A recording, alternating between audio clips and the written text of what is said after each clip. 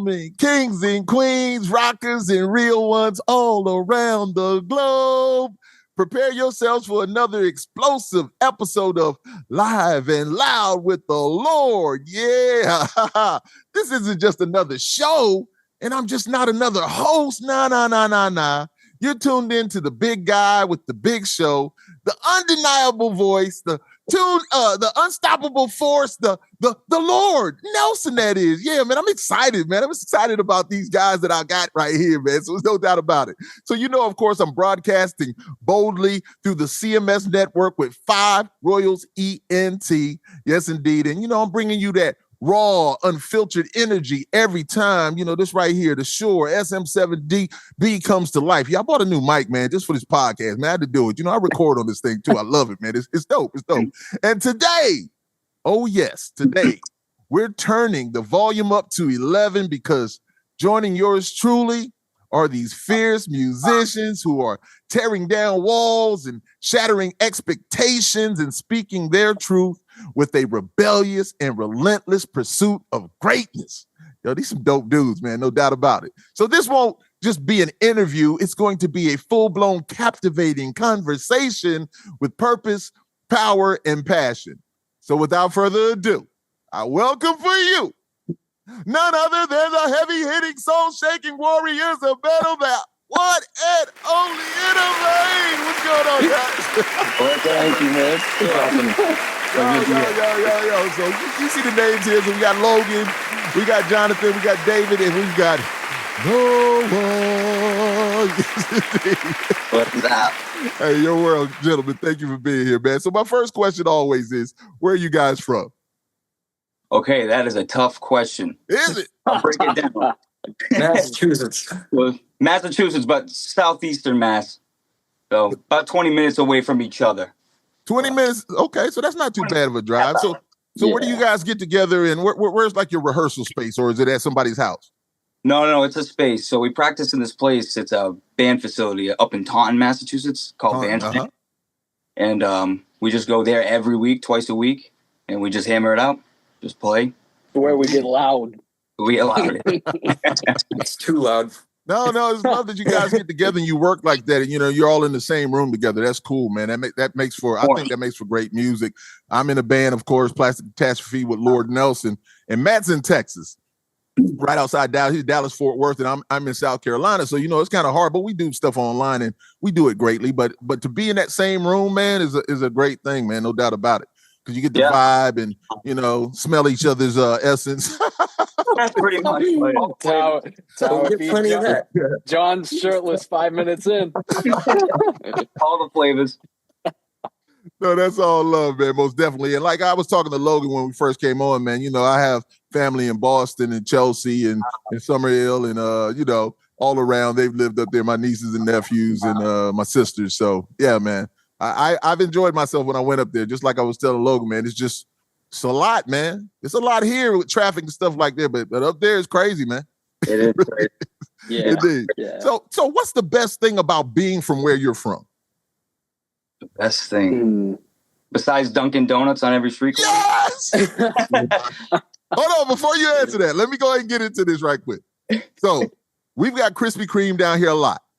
Yeah. But we also have Dunkin' Donuts. So as a child, a military army brat, wherever we went, like Fort Benning, Georgia and stuff, we had Dunkin' Donuts. And I'm going to go ahead and say to you, even though my wife's from Mississippi, they got a place called Shipley Donuts. That's amazing. I must say it is amazing. But I love Dunkin' Donuts. I love Dunkin' Donuts. So anyway, you're right. Correct. Dunkin' Donuts is everywhere. But go ahead. I'm sorry. Donuts is everywhere. I don't play. So hold on. I'll ask the question again because I just went in there on my own thing because I love Dunkin' Donuts. So what's the best thing about being from where you're from? I'd say the change of seasons is a big thing for me personally. I don't know about the other guys, but the change of seasons. The people here, man, they're just real, It's just no bullshit and nothing, They'll tell you straight up if they like you, they don't. If there's something wrong, if there isn't, they might listen 1 week, they might not the other week, especially with the sports. But there's no filter on a lot of people. No filter. Yeah. Yeah, no, especially in New Bedford. No filter. Yeah. I'm just listening for the accents. I remember my brother when he came up there for, you stayed with my sisters for a while, and he was saying the same thing about how, straightforward people are up there, man. There's no doubt about it. And so, here we are, ladies and gentlemen. We've got to hear that accent. It came out a little bit, man. We heard it just a little bit. So you were talking, brother. A little bit. Because I know, listen, when my sister graduated high school, way back when, and we were up there, and I remember us asking the cop because we were lost, right? One-way streets going this way, we were lost. And so we asked the cop, like, where's this? Where's this? And to hear his accent, man, we could barely understand him, man. He was like, he was one of those. Oh, man. It was real deep. Boston accent. Yes, indeed. Yeah, I guess.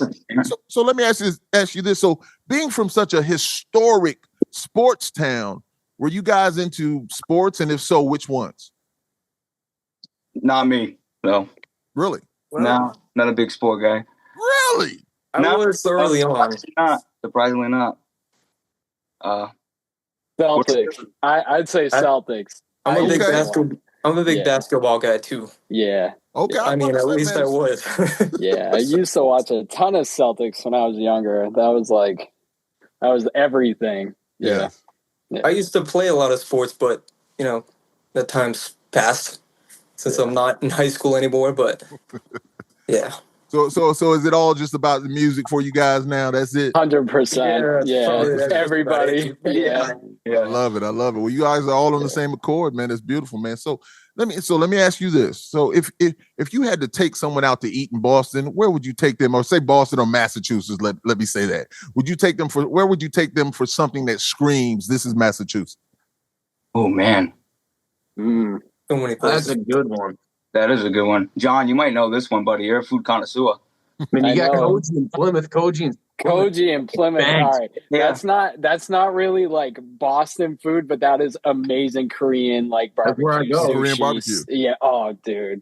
That place is hands down fantastic. Saga Fusion too. Mayhem, we go to Saga all the time. We love Japanese food. Yeah. We like a lot of Asian food. Asian food is great, man. Yeah. So you guys are big sushi. Do you like sushi a lot? Yeah. Oh yeah. Sushi connoisseurs, huh? So what's the best sushi? I've eaten a little bit. I've eaten some. I eat some, but what's the best sushi?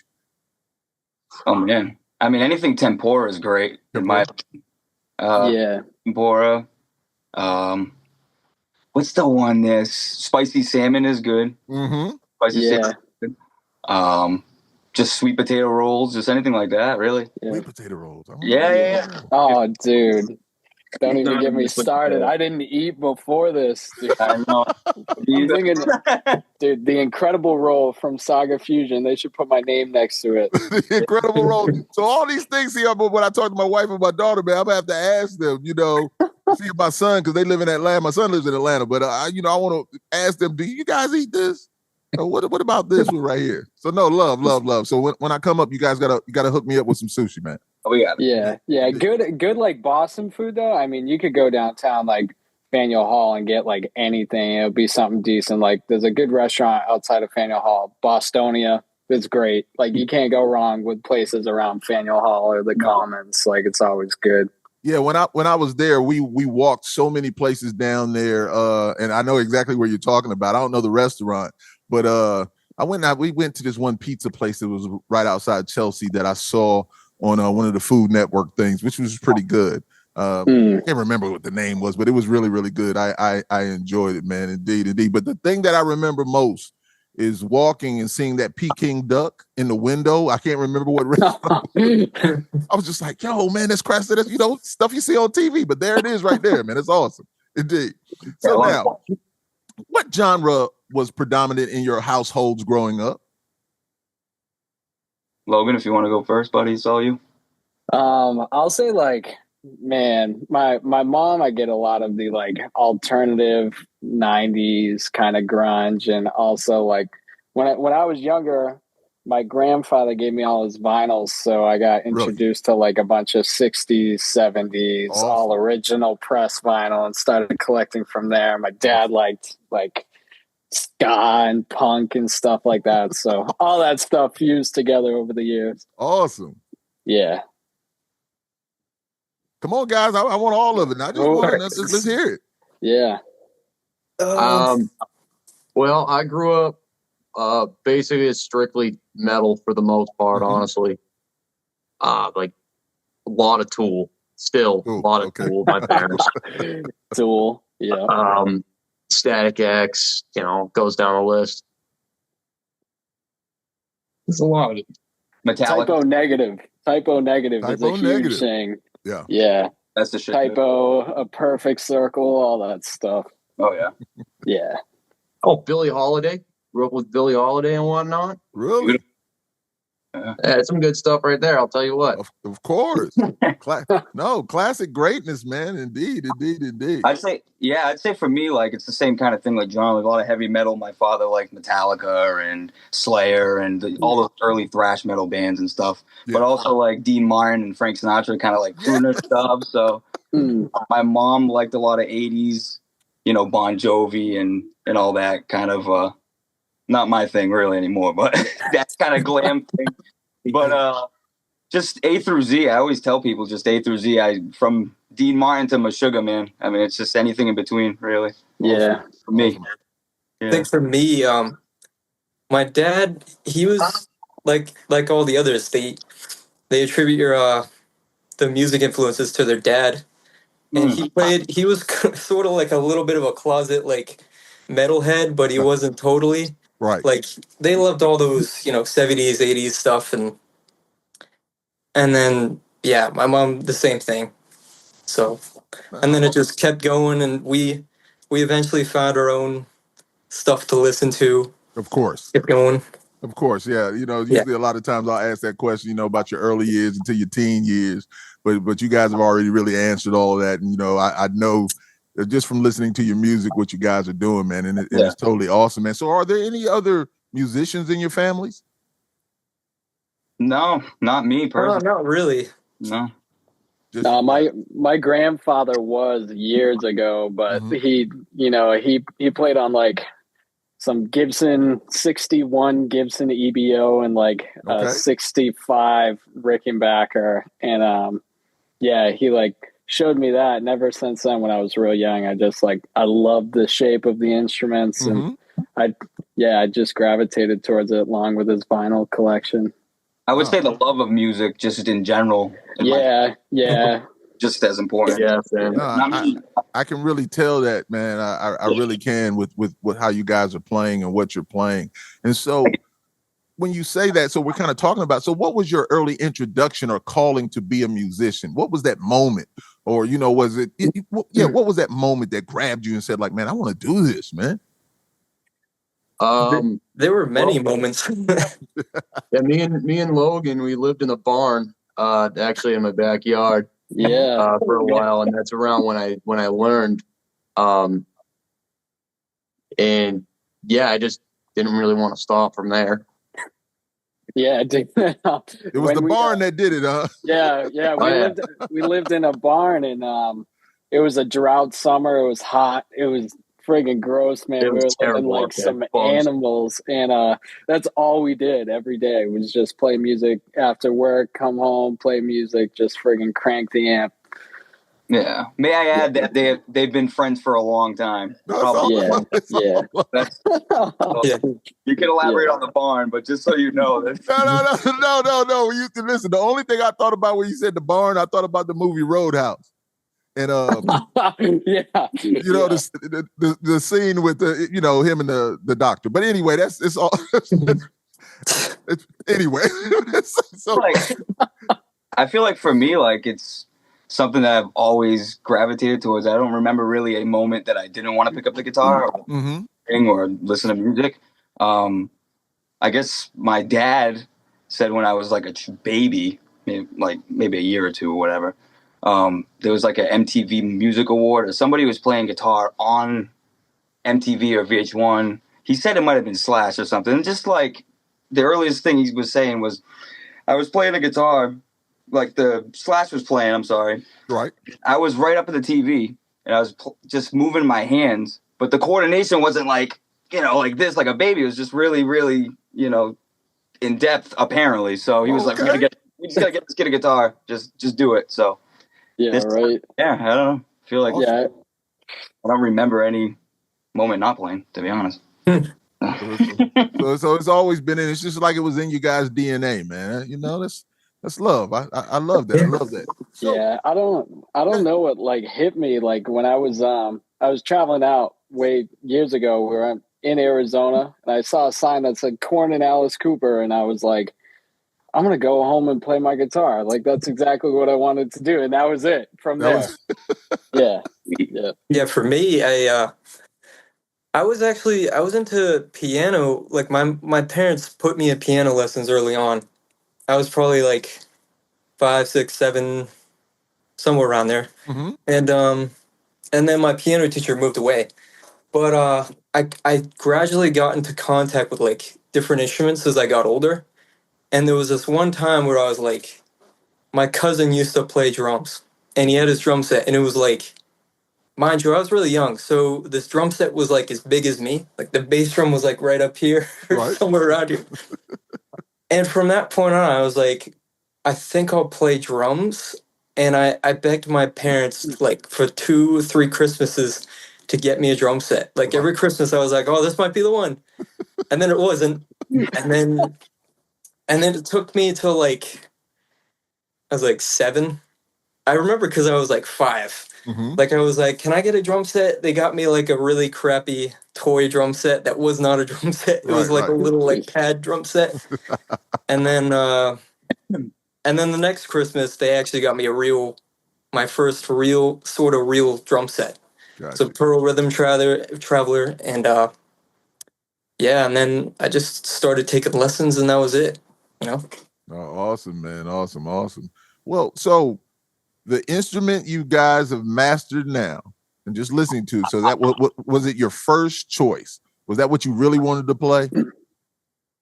It was the first one that stuck because I couldn't play guitar. Yeah. My dad tried to teach me guitar. My brother could do it, but I couldn't. So I, piano teacher moved away. I couldn't learn guitar, so I was like, I'll try drums, and it worked out. So awesome, man. Yeah, and I'm going to ask you a question about the drums things because there's something about those drums, man. I'll get to it later on. Don't let me forget. I will make sure I want to ask some questions about it. I really do. So anybody else? I'm sorry.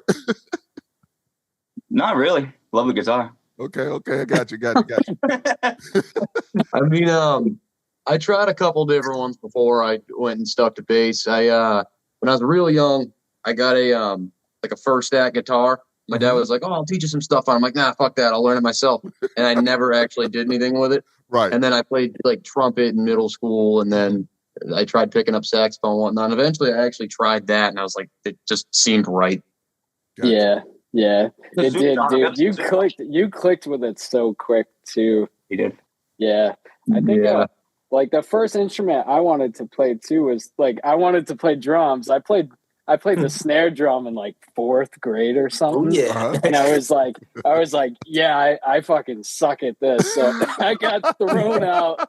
And like I'm always fascinated by the drums and pros and cons of rhythm guitar. But I just fell in love with the guitar. I can play it way better than I can play drums. Every time Ethan tries to show me something, I butcher it, and we all have a good time.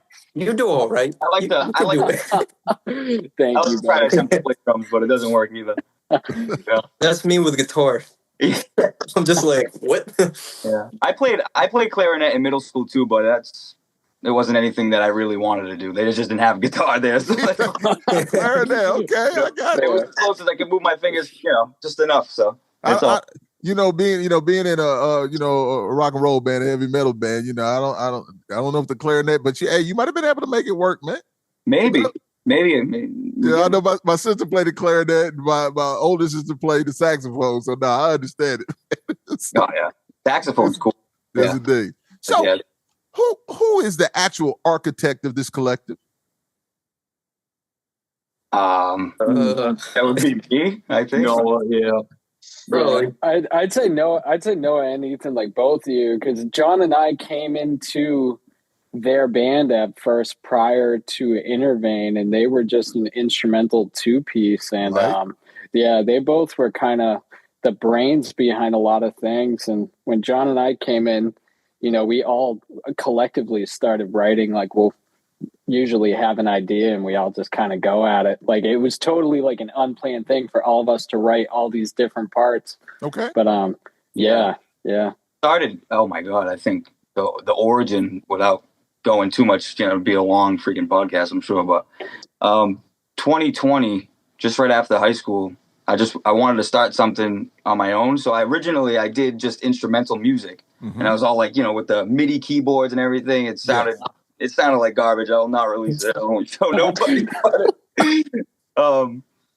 But Ethan, I met Ethan before that. I think, what was it, 2019? I tried joining I was in another band at the time. It didn't really work out, but they were looking for a second, you know, rhythm guitar player. Yeah. But it didn't really work out because Noah's not really like a rhythm player, you know. He'll play whatever he pleases, but you know, we disconnected for a little bit. He found me on Instagram, and then we started talking, and I was like, hey, if you need a drummer, I'll definitely play with you. And that's when it started. And then like that week, we started playing in my mom's basement. And for like a few years, you know, we started playing covers. We then started writing a little bit of original music. And even some of the songs that are on the album right now, we had even back then, like in my mom's basement, like 2021, 2022, somewhere around there. Just about. Yeah. So it's been a long time coming. Like, dude. No, that's the foundation, man. That actually is not too long ago, man. For you guys to be where you are right now, that's a beautiful thing, man. Yeah. Beautiful thing. So now I'm going to ask this question right here, man, and I want you guys to be as honest as you can be with me. And what is it about your band that makes this machine run so smoothly? I would say the friendship really is the first thing. We're all really good friends. We love each other like brothers, and so there's a lot of honesty with that. If there's a problem, we don't try to hold on to it. We'll try to discuss it. You know. Oh yeah. Yeah. Definitely do that. No, I feel like that's what kind of ties it together. Though, yeah, it does. You know, that's something that we never expected at all of this band either. Like, you know, we first started off as an instrumental band, and then, you know, we all started writing the songs together instead of like each person like taking ownership of whatever song and this part or this piece. You know, it's kind of like, it's that friendship that keeps it so cohesive in a way, because, you know, if we didn't have that, I think we would have already killed each other. Probably. Yeah. It's like we're brothers. Yeah. And instrumentals, like he's saying instrumentals because there was no vocals really at the time. For me, because I also sing for the band, so it's just like it was one of those things that I still don't see it as my primary instrument. I always look at the guitar still. But it's still work in progress, just like anything else. No, you do. Listen, as I always say, it's a whip, man. Just like relationships, a work in progress. Yeah. But let me say this: you're on point with it, brother. You were definitely handling your business. So, you know, you guys were looking for a vocalist, and then you just stepped on in there to do it. It really wasn't even a thought. I don't think if we ever wanted to find another vocal, unless you guys. I mean, I think maybe early on, because we were like, well, what are we gonna do? Like, first it was instrumentals, so we're just playing like our instruments, and then like when me and Noah were playing, like we would have vocal mics so we could talk to each other, so we could hear each other. Yes. And sometimes like we'd be like, hey, why don't you sing that song? Or like we'd play covers, and like I'd be like, hey, why don't you sing along to it? Like we sort of Ethan heard sort of pushed him a little bit. Yeah, you heard it. You guys, you heard it. Even I was started. I tried to sing a little too, playing. I would say didn't that sound so good, but go ahead. That. No, I'm just saying that I think it definitely motivated me, singing, keep on singing, because it was something that I always did kind of closeted. Mm-hmm. So, like, obviously, if he was like, I forgot what song. It might have been like Walk by Pantera or some Alice in Chains. Dirt. Yeah, Dirt or something. It was Walk, Dirt. We did a few of them. Yeah, so I was just like, why don't you just keep singing? Like, Yeah. you got a powerful voice, and I was like, this can be useful. Like, so now I do both. Listen, you're doing a magnificent job, man. I mean, definitely. I'm feeling it. I'm feeling the vibe. I feel the passion of it, when you're singing, no doubt about it. So this question was going to be a little bit later, but since we're kind of talking about it, I want to go into it now. So can you describe your creative process for a new song? It's not a one-man show. So how do you guys do it? What's the collaborative effort that you guys go through to create a song? Well, since we practice every week, we do twice a week, we'll go over, songs that we made, just such as like Intemperance, this recent album. We'll play them, and then we'll set time to it could be the end, right at the end of the practice, an hour or two, and we'll just start hashing out ideas. Okay.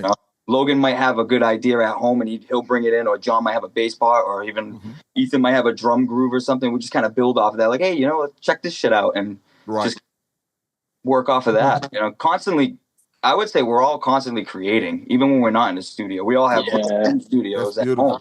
100%. Yeah. We're just constantly throwing ideas out, and, we're very passionate about it. And we could be very hard on ourselves with it at times, but it perseveres. No, I think that's a dope thing, man, to allow a creative to be a creative, I mean, sometimes, you might have the Prince effect, which we know that Prince is totally amazing, but, of doing everything and just say, hey, play this way. But, when all of you guys come together and bring your genius to what's going on, man, I think it makes it a better product. I think it makes a beautiful product, to be honest. It's definitely a democracy. Definitely. Yeah. We don't really try to force each other. And with that being said, too, like the process, like it being that way, sure, it definitely takes longer, but it is so organic too that way. It's like so much more honest. Right. Like it's something that we each want to do collectively, something that we each put our own different effort in. It just like flourishes sometimes it doesn't. Yeah. No, that's love, man. I love that. I love that. So let me ask you this question though. So what's the music scene like now there, compared to before COVID? It's hard to say. I mean, we were all in high school before COVID. Youngsters. But I mean, it's probably not much different than what it is now. Okay. It's very it's different from us. We're not heavy enough to be in the scene, but we're like too heavy to be in other scenes. Like in Worcester, like all the other guys will say it's very hardcore, like guttural, screaming, hardcore metal. Everywhere around Worcester, like it's a huge scene there. Yeah. And just around in New England, I think, Yeah. Yeah, the music that I think we play isn't primarily the popular music, I would say, that's in mass, but it's an interesting offset. Yeah, it's an interesting. Yeah, exactly. Yeah, it's an interesting offset. I think it works, and a lot of occasions it brings some nice balances to like shows and festivals that we play on. Indeed. But Ethan has it right though. It's like sometimes it feels like when we're on a certain bill, we might not be as heavy as everybody else, but we're also not. Or we're too heavy, Yeah, it was always that. It was always that thing where we're too heavy for the soft bands. Yeah, and we're too soft for the super heavy bands. We're like that. I would say that we're pretty, diverse enough to just kind of play with anybody. Yeah. Rock metal genre. I hear that. I would think so. And I'll get to that in a second. I'm gonna ask you a few things about that. But so, what's your favorite venue to perform in up that way? Oh man. Well, Ralph's Rock Diner was awesome. Ralph's was great, but I loved Deep Cuts in Medford. Deep Cuts was good. Deep Cuts was great, dude. That was like a random. The Vault's good. Yeah. And where are these places? Are all of these places in Massachusetts? Yes. And where are they? What city, town? Where are they? The Vault is in New Bedford, Mass, where I'm from. Okay. Medford, Mass is Deep Cuts. That's a great venue. And in Worcester is the Ralph's Rock Diner, which is really cool. Really cool. It's an awesome spot. Nice, kind of like I always say it looks like The Crow, like the movie The Crow. Like it's got that kind of. That's the vibe in there. But like, it's really cool. It's aesthetic, but it's got that kind of dinginess, and it just it fits us. I would say so. Well, I always like to say this, man, because I played in some places that and listen, Ryan, my boy, Ryan, that's my guy. So Patrick too. But the thing is that we played in some places that have been shit holes, and it's like if it's a shitty venue, but it's packed out, man, it's the greatest fucking thing in the world. There's like a certain charm about that. Yeah. Oh, also, we also played a basement show, and that was probably the best show. It was a basement show in Amherst, Mass, and it was packed full of college kids around our age, and it was awesome. Yeah, it was fun. They were like the house was so close to the university that they were like shuttling kids off the bus right to the house, and it was just like there was like I remember we were playing like small little PA. Our amps are way too cranked, like it's just so loud, and like there's not a lot of people down there in the basement. And then when we started first playing, like the first chord just drowning into the song, you saw this flood and everyone's like sardines in there. Oh my god, it was that was that's awesome. That was a good night. You and John getting stuck to the ceiling. My hair got flying around. No, I'm super visual, so that's amazing, man. No, I love that. I really do. Wow. Yeah. So now this question: what do you guys like better, producing or performing? Me personally, producing. I mean, performing is great, but probably producing too. I think making music is just pulling it out from the sky kind of thing is just there's a magic to it, and I feel like playing out it's very in the moment, and that's a beautiful thing too. But I don't know. I'd say making the music is just the fun. There's a certain energy, like when we all get together, we create, right? And we find this riff or some type of rhythm or whatever, some melody line. It's just so excited, man. It's just that, and to try to capture that like little lightning in the bottle is so hard. Yes. Like nowadays, because we record digitally, but like I miss those. Like, well, I don't remember how analog was, but sorry, no. But like in the 70s, like Toto and stuff, like right now. Awesomeness. I just feel, I don't know. I just feel like, for me, producing definitely, playing, creating the music, something about it. I'm going to say something to you. Most of the time, like I always like to ask that question because I know there are a lot of people that I know love to produce. They love to be in there creating, but the majority of people have said, like, man, listen, the high of being on stage is nothing like that. Oh, for sure, nothing. But I appreciate you saying that. That creating part. Being that creative in there is a great thing. I love to hear that too, man. So now I'm going to go into this and I'm just going to say a little something and then let me just do what I'm going to do, man. So it's a story about, I've talked about this many times on many of these shows. Quincy Jones and Chuck D, I'm pretty sure you guys know of them. You guys so young. You're just youngsters, man. But you guys know music though. Because your parents are more like me. I feel when you say stuff about your parents. I understand it. But Quincy Jones and Chuck D were having a conversation. Quincy Jones was on Chuck D's show a few years ago, many years ago now. And Quincy Jones said that, as a band, what you should do is grab like 10 of your favorite bands and take one thing from each of them. And once you've taken that from them, you've created your own unique style and created just an amazing product. So to me, I hear STP and Metallica in your music and the vocal delivery, yet your sound is uniquely yours. It's a throwback vibe, but sounds fresh and new, and I love it. And so I just want to know, am I way off or am I hitting on a few of those? No, yeah, no, definitely. Yeah. That's that quote. Yeah, I've heard that quote from many different. Same here. Shout out to Philip H. Anselmo from Pantera. Rip off 15, of your favorite, 30. And you'll eventually find it. So, right. Yeah, we definitely go by that. Just so many influences, just so many.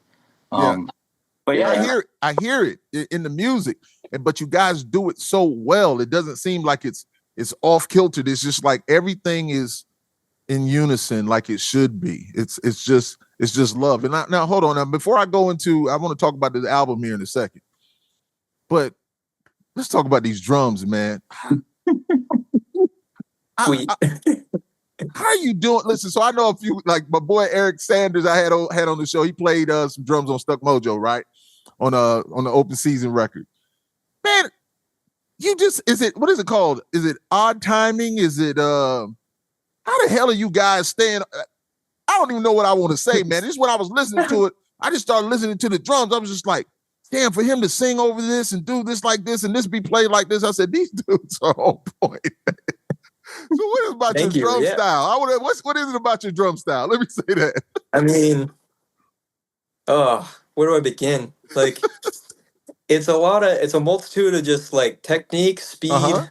It's basically all technique. Like, you got to be relaxed. You got to have, to go fast and to be able to execute all those fills and all that stuff. You need speed, but you need technique with that speed. Mm-hmm. So, and it's just years and years and years of practice. Like, and a lot of trial and error and practice just by yourself and planning too.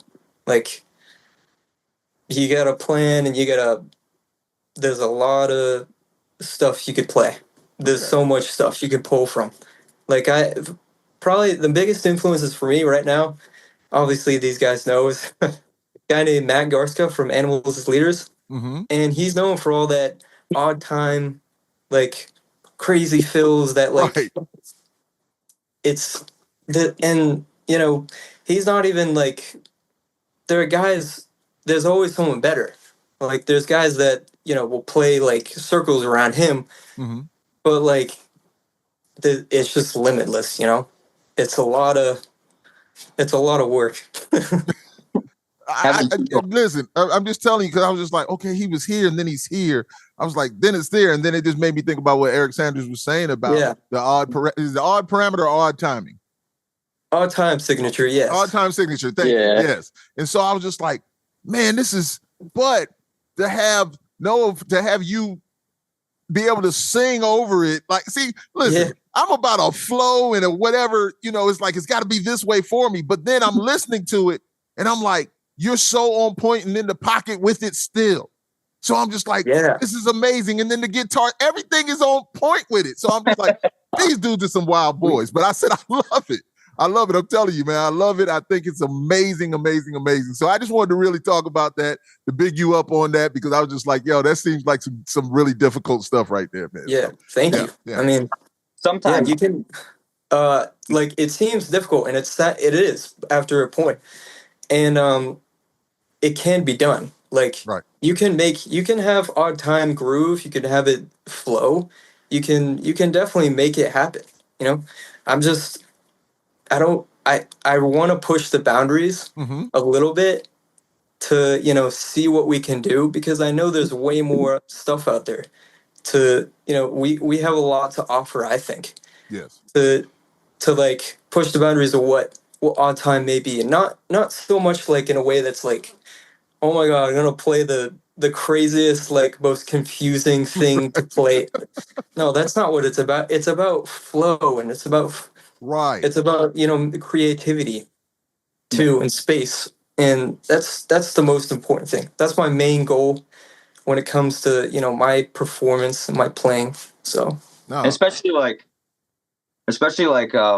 if me or Logan come up with a riff or something and we don't even know what time signature it is, it's in, Ethan knows right away, you know? So right. It's like, right. Or it takes me a little bit. you're playing it in 5, so, you know, some of the songs off the record, like, that's kind of how it started. And we just build off of it, like, oh, that's a cool riff. It's in 5, you know?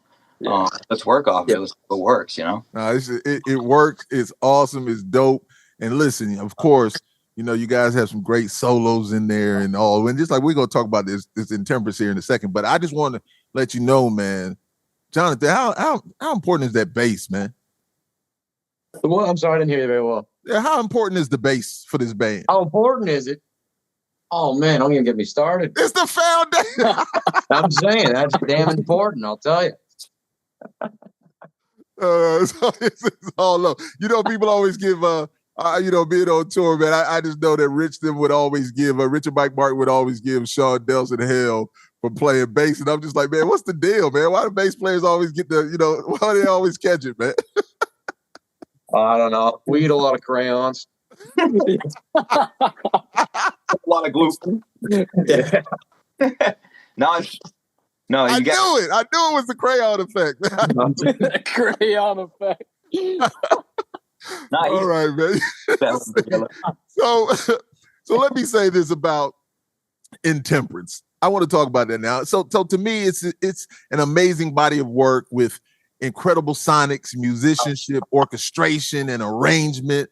You know, and we, the listeners, I feel, are taking on a marvelous roller coaster ride of sounds that is complemented by melodic vocals, Noah. Yes, indeed, that transitions into strong and powerful vocals effortlessly. You do that so very, very well. So your delivery is passionate, kind of like I was telling you before, and soulful, yet it's filled with melancholy. And so talk to me about this album and what it means to you guys. Well, the name Intemperance means a lack of self-control. Mm-hmm. It was a good, well, actually, shout out to Logan for finding that word. Mm-hmm. I don't really know. Like, it's just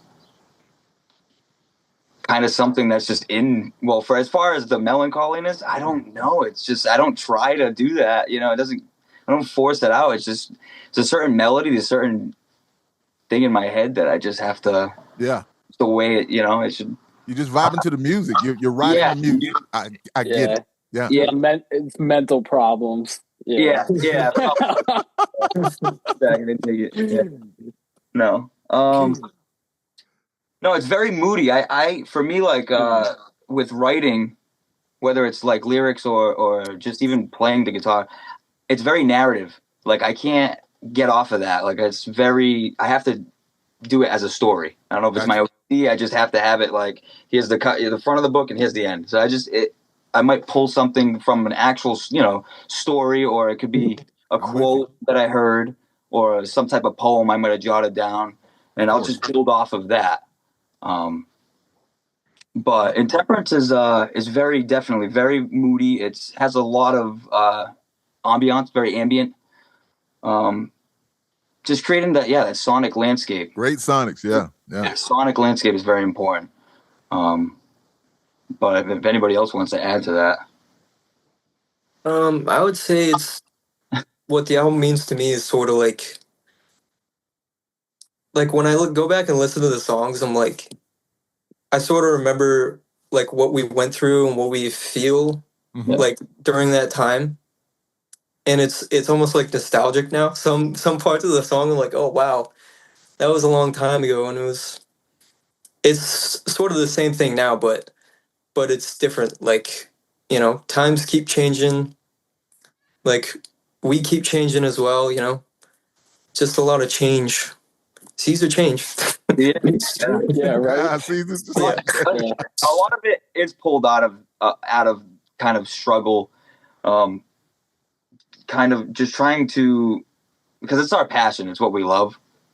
So just trying to persevere that and not get so caught up in, you know, the whole blue collar mentality, I guess is the word. It's just trying to find a balance, and hopefully, you know, that our passion can outweigh, punching a clock. But yeah, You got to do what I think to also add to that is like, you know, how Ethan was saying how it's already nostalgic for us. And, you know, I resonate with that. I feel that as well, because even though the album only came out at the beginning of the year, you know, we had been playing, perfecting, and adding all these pieces for over, like, we're coming up on 3 years, coming up in like around November, December. And, you know, from like day one, we've just been like writing and trying to create and just trying to identify our sound, because we pull so many different interests and influences that it's like, you know, it took us a while, but also I feel like to make all of that too, all those different ideas coming together, like a digestible and like honest and powerful thing was really like natural for us to, I feel like during that time, like just everything around that time, from just our age, what we each were going through and stuff, it's so relatable in a sense. Like, you know, I try and listen to it from a third person perspective, because I listen to just albums through and through, and I listen to it, and you know, I try and separate myself from it and try and get different opinions on how it affects me now. But there's something just moody, something honest, something just really like just honestly grotesque in a very moody way that I love. We all love macabre stuff and gothic stuff like that. We don't try. It's just kind of what it is. It's raw though, very raw, and that's kind of how I want to hear music, and how I would like to keep it. You know, just that honest kind of, you know, even with just the production and stuff like that. Like, no, I don't want to throw auto-tune. I don't want to have fake drums. I don't want to have 1,000 808s and stuff like that. You know, I want it to be real, you know, like the song, like the bands and songs that we grew up on and we love, and everybody and so many other people love, and, you know. Shout out Chris Paquette, man. Chris knows the man. Great mixer. Awesome, man. Awesome. So you guys, now let me ask you this. So are you guys doing all the producing, or then you take it to mixing and mastering, or have you ever had help, or did you have help? Let me say that. We all have small little at-home kind of studios, right? Where we practice. Ethan has his drum set up. It's a, you know, nice room. We have, you know, insulated as much as we can, and he tracks there his drums, and then he'll send the files over to me, and I'll record through my computer. I have Logic and everything like that, so I'll do that, and then Logan will do the same, whether he comes to my house or he does it at his, right? And same with John. John will do it at the studio and lay the vocals here and stuff. So as cheap as possible. I got you. No, listen, I understand. I'm so thankful for Matt. You know, Plastic Catastrophe with Lord Nelson, the amazing Matt Acevedo. Matt's so great, guitar producer. I'm just so thankful for him. And so I understand what you guys are saying, man. You know, you want to keep those costs down because it can get expensive going to the bigger places. So we just do the best that we can with what we have. And Matt is you know, I know some mastering people who do mastering. And but Matt has done such a great job, you know. So I understand that, no doubt about it. But I just want to say that, man, this album from the start, so how do you say the first song? Is it Gita? Yes. Yep. So the Gita. So the Gita, Seas of Change, Locust, 2239, Winter's End. Today is me, tomorrow you, yo, man. Big Cushion, Valley of the Kings. Let me just say this, from the beginning to the end, just like you say, man, it's a great ride, man, and it's strong. You start off strong, and you actually end stronger. It's amazing. I really, really enjoyed this product, man. I just want to let you guys know that, man. It's a great album. There's no doubt about it, man. You guys should be proud of it. Thank you, sir. Thank you. Thank you very much. So now let me ask you this question though. We're getting close, but you know, I can keep you guys. I'm enjoying this, man. I really am. I love to run my mouth, but you know, I love to hear have great conversation with great people like you guys. So who are you away from music? away from the music. I know it's what you do. I know it's what you love. But away from music, who the hell are you, man? I'm a city mechanic. No, listen. I'm not gonna hold on. Let me back up for a second. What I said. I'm not asking if you got like another job away from what you do. I'm talking about what do you enjoy away from the music. Let me put it that way. Well, that is about what I do. I just work on cars. Oh, you okay? How popular? Yeah, I got a couple things I'm rebuilding. That's about it. Digging the longboard and nothing too crazy. I like nature. I like go for walks. I like nature. I love it. I love nature. Yeah, nature. For walks. I love being with my woman.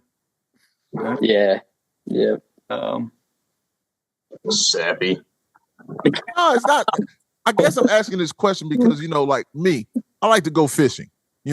Even when I came up to Boston, every time we were driving somewhere and I'm looking at all the water, all I wanted to do was be out there on that water fishing because it's something that I love and I'm passionate about. I enjoy it. It gives me peace of mind. So those are the things that I'm wondering if there's other things that you might be movie buffs. It just might be something else that you enjoy. I love movies. Working on cars and stuff like that. That's amazing. So yeah, that's why I asked that question. Food's good. Love food. Food, yeah. Big foodies. Big food, yeah. Yeah. Japanese food. Japanese food, yeah. I guess I'm a big Italian. Yeah, Italian food is good. They got a banging fucking meat sauce, man.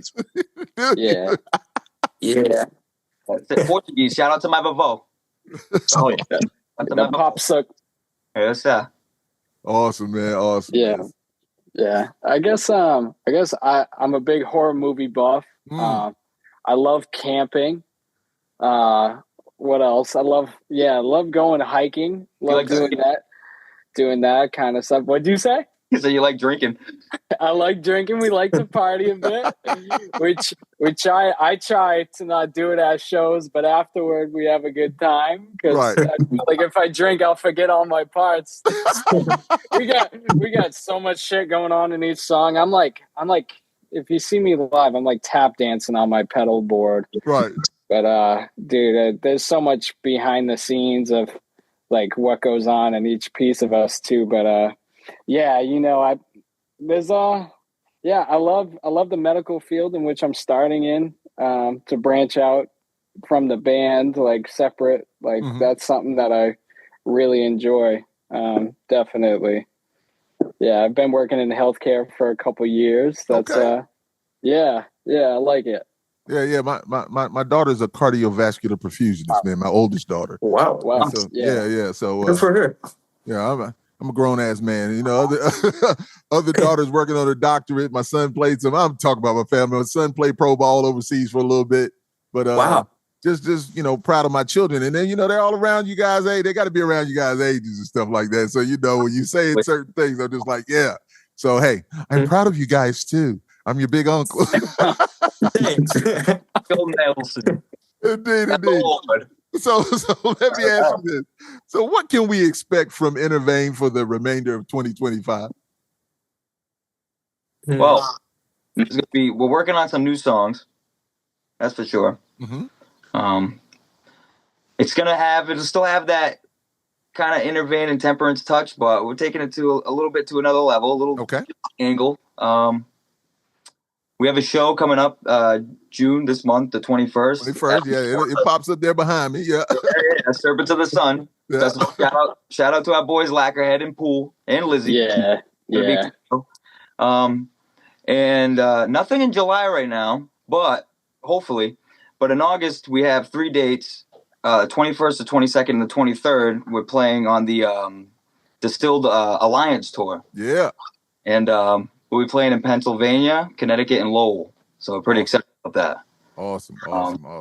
But we're just gonna plug away, just keep recording. Hopefully, get some new singles out soon and have another album.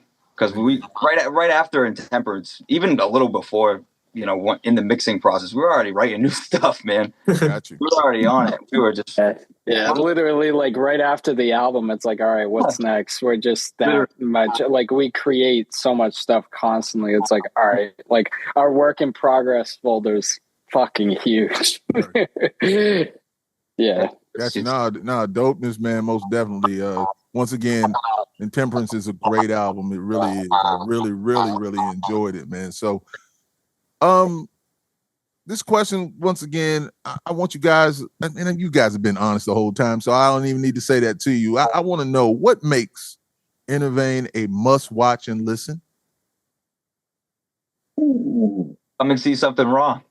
Yeah, it's real. It's not bullshit. It's just pure emotion. If you want to see some talented musicians, there you go. We're pretty virtuosic. Yeah, I'd add the originality of it too. Very authentic. We definitely differ from a lot of local bands. If you like a lot of like meaningful, powerful, yet just also just a good vibe. If you kind of steer towards that music, I feel like as first coming instrumentalists, like we try and make that really digestible as well. That's like a big goal of ours. So yeah, awesome. I would say, sorry. Go ahead. I was just saying, catchy melodies. Yeah. Always works. I'd say I like to think that it's like a new modern take on what music is. I hope that it's a new type of music. Maybe, probably not, but it's definitely a new take on how it can be written. Right. Nah, man, just listen. Once again, great album, great music, great musicianship. You dudes are really dope, man. I love it. I love it, no doubt.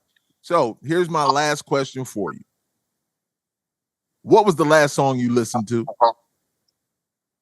John? The last song I listened to? Stop, buddy. Oh, man. See, I am a huge fucking Ween fan. I can't stop listening to Ween. What was it? Look at I think it was King Billy by Ween. That's a good tune right there, I'll tell you. King Billy by Ween. So I haven't heard about it. I have to check it out. That's why I asked this question. Go ahead. I'm sorry. What? No, I want to hear the rest of you guys. What was the last song you listened to? All of you guys listen to Ween by King? I don't know. Nah. I don't listen to Ween. I'm the only Ween fan here. I got the shirt on right now. That's it. Dean Ween's, he's cool, but just not my forte. Okay. I respect it though. Just before this interview, I was playing drums actually, and I played. I don't know if you know this, but Snarky Puppy. Do you know that band? That's Snarky Puppy. No. Oh, dude, look, they're a fusion like band with like horns and guitar and drums and bass and percussion and all that stuff. Yeah. But a lot of different types of horns. They're very fusion based. I've listened to "What About Me" by Snarky Puppy. What about me? That's why I asked this question, because I'm going to go listen to these bands. Go ahead. They're an instrumental band, so gotcha. Very different from metal. All love. Logan, what you got? Yeah.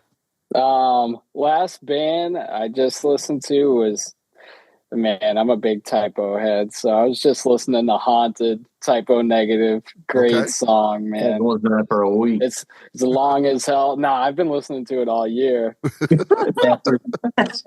I get in these weird vibes. I get hyper fixated on something, then I'll throw it away and come back. It's all love, man. It's all love. Yeah.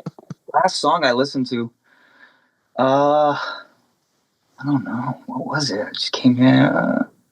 Probably some Mastodon song. Probably More Than I Could Chew by Mastodon. Let's say that. Mastodon. Okay. Yeah. I could chew by that. Okay. Got you. Yeah. Well, that's awesome, man. That's awesome. Once again, I like to ask that question because you guys, Snarky, would you say Snarky Puppy? Yeah. You guys might come up with something I've never heard before, but I'm going to go out here and listen to these songs, though, Sweet. Because I like to, yeah. Indeed. So now, the floor is yours, guys. Please let the listeners and followers of Live and Loud with the Lord, have your information where they can reach out to you and see what you're doing and support you, man, to the utmost, man. We're on all streaming platforms. INNERVEIN, INNERVEIN. We're on Instagram, INNERVEIN_official, Facebook. We're everywhere. Look it up. We're Google, everywhere. Linktree. You'll find it. You'll find something. Yeah, your Linktree. That is right. Indeed. INNERVEIN. You know what? Look, hold on. Let me go back to. Usually I don't ask this question, but I want to ask this question. I'm sorry if this is a bonus one. Tell me what's INNERVEIN? Tell me what that really means. Well, we go.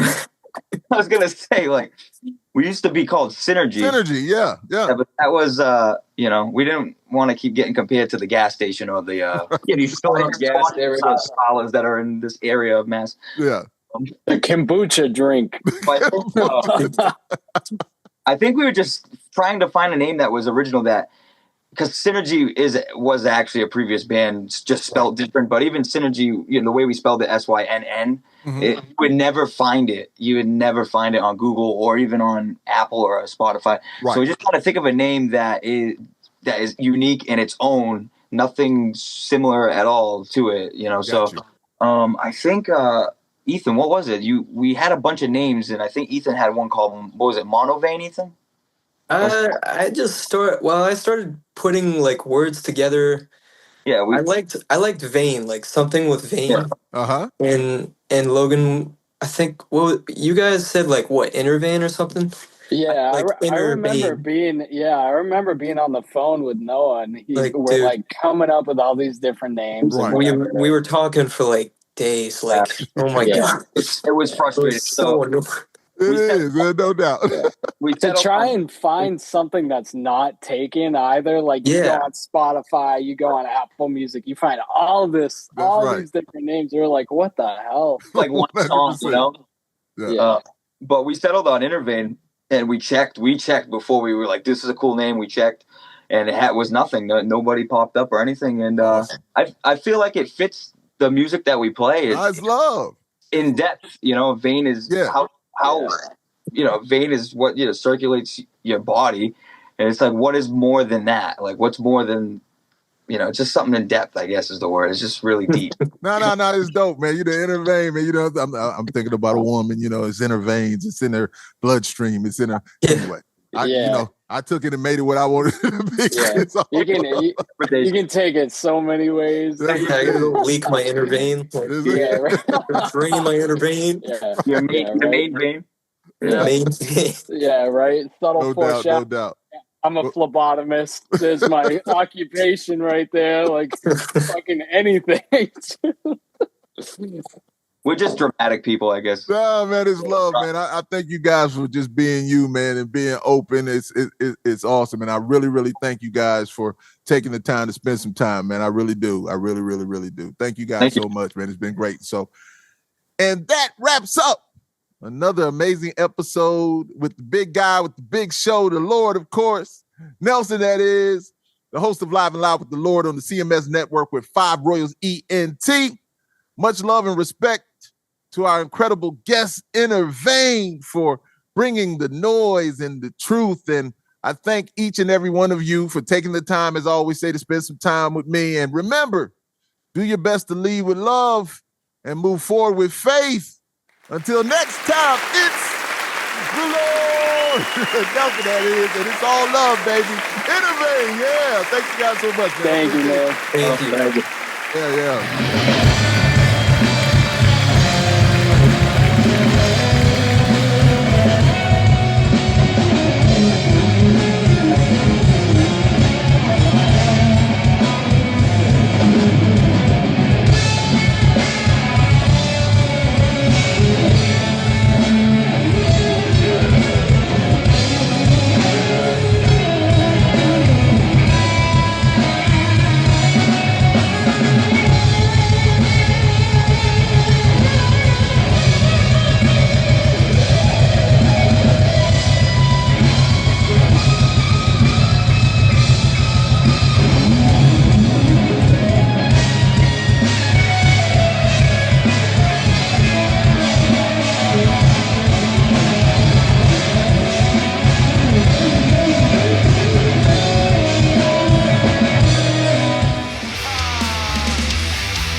Turn it up. You're listening to Live and Loud with the Lord, Nelson, that is.